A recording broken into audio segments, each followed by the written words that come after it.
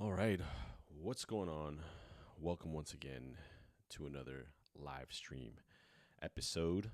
And today we're going to be talking about a few things. I wanted to just give a shout out for everybody that's always been showing some support. I appreciate you guys. You guys are fantastic. I'm glad that you guys are staying in tune. You're tuning in, and then everything that I'm able to help you with, it's helping you guys out, and you guys are letting me know, and I appreciate that. Um, so today we're gonna jump right in, and we're gonna talk about. Um, we're gonna do like a new series, and this one's gonna be more. I've done a few of them in the past, but these are cinematic breakdowns, right? I'm not gonna go through the whole film or anything like that, but I'm just gonna choose specific parts of the movie that I'm talking about to kind of highlight certain things, like how they used the scenes or how they're the cinematography in it, the lighting, like I've done before. Some of the actual dialogue and linear, camera movements, things like that, and just kind of break it down and how I like when I see these movies, I always like to break them down because I want to see how they did it, so that way I could use it and adapt it to my own work. And I want to do the same for you guys. So in case you haven't looked at it the way that I'm looking at it now, maybe you can, and then that way we can go ahead and use it to your own video, so or to your own work. So I always kind of really like to do that. So as you can see on the screen, it is probably I would say my top three, if not number one, film, Pulp Fiction. Shout out to movieclips.com. I'm actually on YouTube. And this scene, I'm sure, if you guys have seen the movie you're familiar with, it's called A Shot of Adrenaline, right? And just to kind of give you a background, uh, Vincent, which is John Travolta, is on a date with Mia Wallace, which is his bosses, which is this powerful hitman, his wife, and he's out of town, so he asked Vincent to go out and take her out for a date. And he did that, and then he happened to have some substances in his pocket, and she happened to use these substances in a way that wasn't supposed to be done, and she was overdosing on that. Right, so he has come to his dealer's house. His name is Lance, which is the guy in the robe on the right, and he's asking him for help, and he says that he has an adrenaline shot that could snap her out of it. So they figured out that he has to do it in the chest, and he has to stab her in the chest, right? So this scene matters because there's so much tension, there's chaos, and then there's also a relief at the end, and it's all done through editing choices, right? Um, and in this movie, Tarantino uses a non-linear storytelling, which is it's not from beginning to end in the place that it's taking time, or in the time that it's taking place. It's very, the end is somewhere else in the middle of the story, but this one right here is actually linear tension, right? And it kind of amplifies the stakes a little bit. All right. So let's say, for example, let's start with the shot composition and the camera work. Right. So we're gonna watch. This has some profanity in it, so I don't want to put the whole thing, but we're gonna just watch this clip from 123 minute 123, and we're gonna watch it to 144. Right. So real quick, take a look at it, and I want you guys to kind of notice the camera movements, the close-ups, and just how he the things that you see and the kind of the camera movement in the leading up to when he actually stabs her in the chest with the needle. All right, so let's take a look. Count to three. All right, ready? One.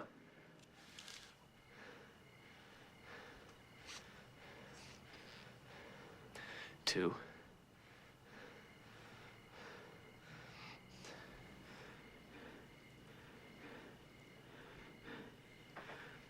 Three!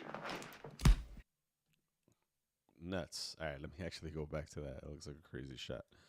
Um, cool, right? So it's freaking awesome. If you haven't seen this movie, you need to see this movie, and make sure there's no kids around.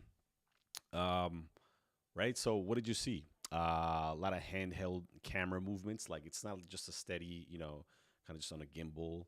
Like it's kind of like it's not crazy that it's distracting, but it's still kind of like mimicking like panic and disorientation.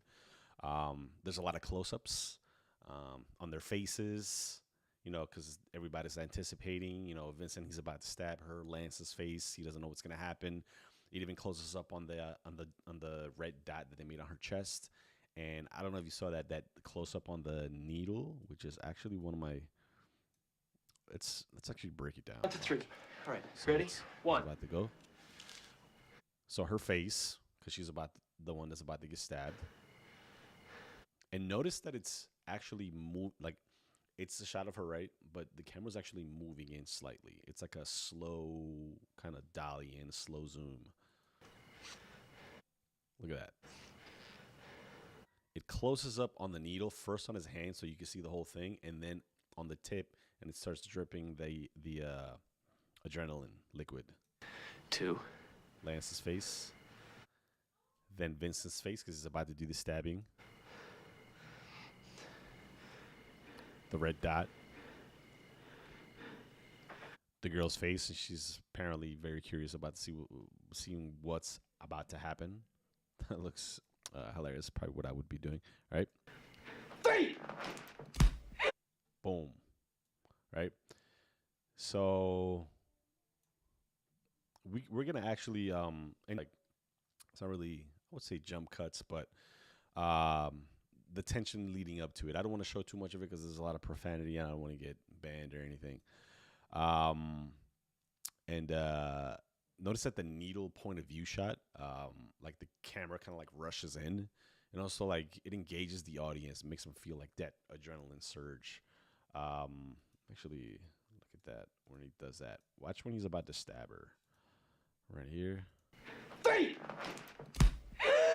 It's like a lot of that jump cut kind of thing. Yeah, awesome. And let me see what else. There's also just the editing part of it and the rhythm. There's like the cuts get a little bit faster as you move forward, as the like tension builds. And then it starts like slowing down after he actually like stabs her in the heart with it, or injects her heart. Let's say inject. Then everything kind of slows down a bit, and let's actually see that real quick after that happens. So boom, he stabs her. He's about to stab her right there. Jump cut, and then boom.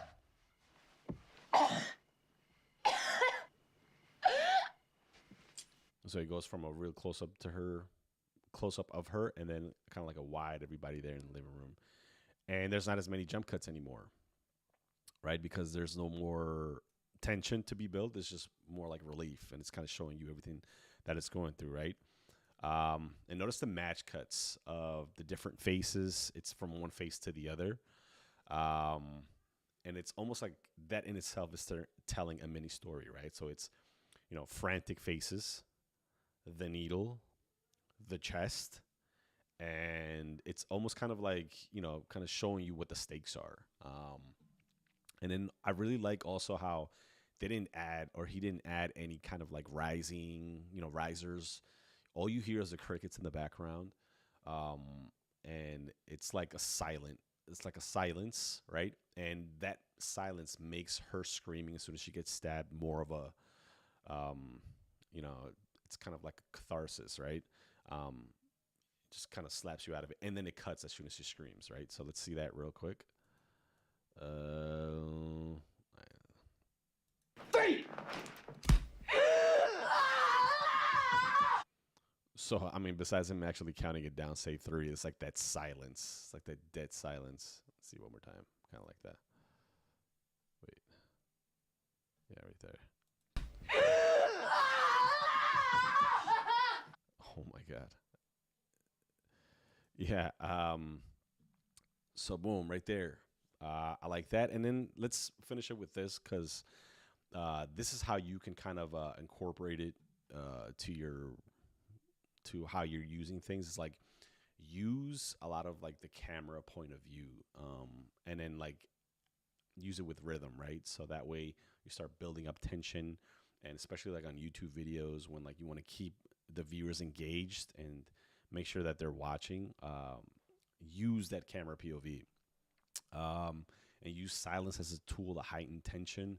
I know it's very difficult, especially if you're trying to do vlogs or things like that. But there is some, let's say even if you're playing music in the background throughout the whole video, but you want to use that, you want to heighten tension in a certain scene because you're about to reveal something, lower that music or cut it off completely. And then once there's that relief, then you could actually add that on. Um, you want to keep your viewers disoriented, and then give that release, use that tension. Product reveals and things like that. You could, also make sure before anything, before showing a result, you build that tension. And then you could release it with a music drop. So, like I said, take that music out, and then show that you're about to. Don't show what you're going to reveal, but build that tension right before. A couple of match cuts here and there, silence, and then boom, release the tension with a music drop. Boom, and there's a bunch of like different, type of musics that can really heighten that up. So just remember, tension plus silence plus release, and it equals that emotional payoff. And people will see that and be like, "Hey, I resonate with this video. It's fantastic." Let's see real quick. And yeah, man, this is just another Tarantino movie. Awesome brilliance, making a simple scene. It's completely unforgettable. This is one of my favorite scenes on there. And it's not what's in the scene, but it's how he built it up through the editing. And I think it's fantastic. And yeah, I'm not gonna keep you guys anymore. That's about it. Comment. Let me know which scene you want me to break down next. Whiplash's drumming finale. That has a lot of awesome material to cut through. Mad Max's Desert Chaos. Some intros, Raging Bull intro. And then the most voted one, actually, I'll start breaking down next. I have a few, on the clip in the clip ready to go, but you guys let me know which ones, and then I'll fit that in there 100%. So I appreciate you guys for watching. You guys are fantastic. Let's just run through this scene one more time and notice everything, or have everything that I've talked about in the back of your head. All right, ready? One.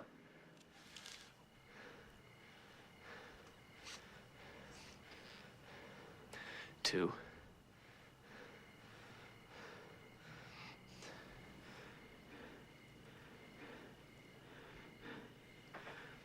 Three!